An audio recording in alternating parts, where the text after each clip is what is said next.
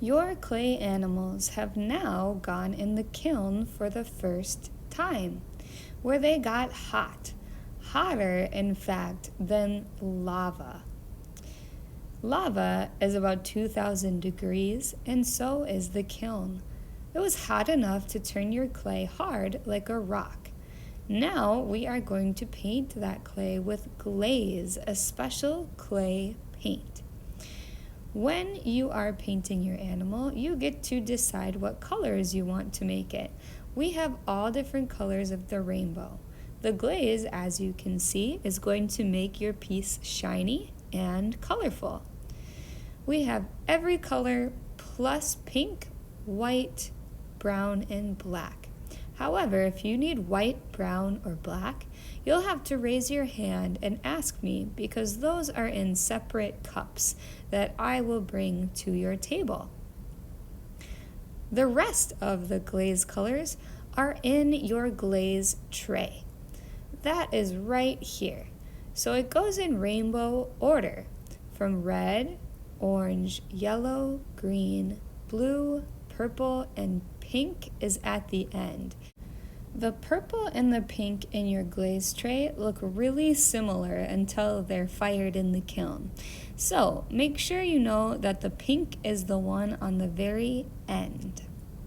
When you paint your clay animal, do not paint the feet. You can paint everything else, but not the feet.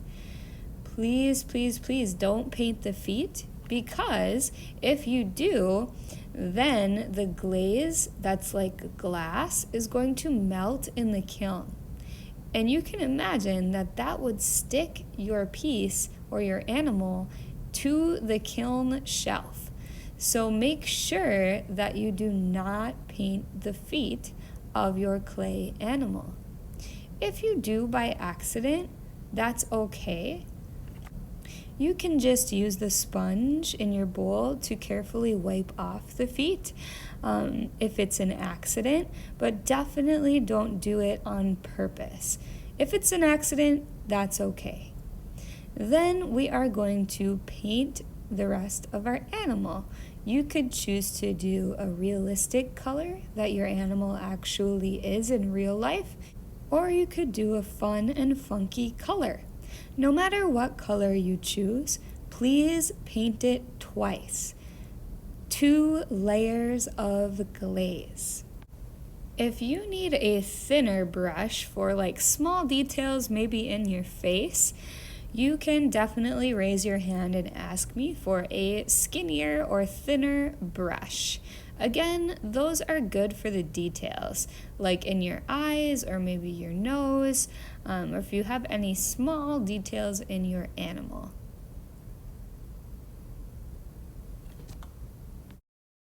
We want to keep this glaze tray really nice and neat. All of those colors should not ever be mixed together in the tray. So that means I need you to rinse your brush in between colors. Make sure your brush goes all the way to the bottom of the cup when you rinse. And then you need to dry with an X on the sponge. That will get your brush ready to go into a different color and make sure that the glaze stays nice in the tray. Again, rinse your brush all the way to the bottom of the cup, and then you are going to dry your brush off with a sponge.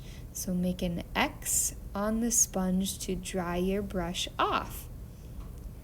Then you are ready to go into your next color. Make sure that you do rinse and dry your brush in between colors. That will keep the glaze nice for all the rest of the second grade classes.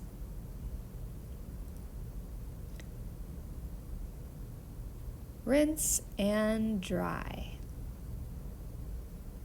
Make sure that you cover all of the white space on your clay animal. You should not have any white space showing once you are done glazing. So try your best to cover all the white, except of course, the feet. Do not paint the feet of your animal.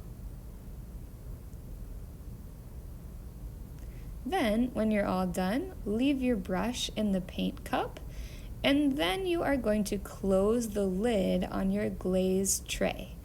Make sure that you push this down pretty nice so that it is closed. Then I'm going to take your clay animals and put them in the kiln for a second time, where it's going to get hotter than lava again, about 2,000 degrees. Then that glaze is going to melt on your piece. These are clay mittens, but imagine your animals. It's going to melt like glass and turn shiny and colorful.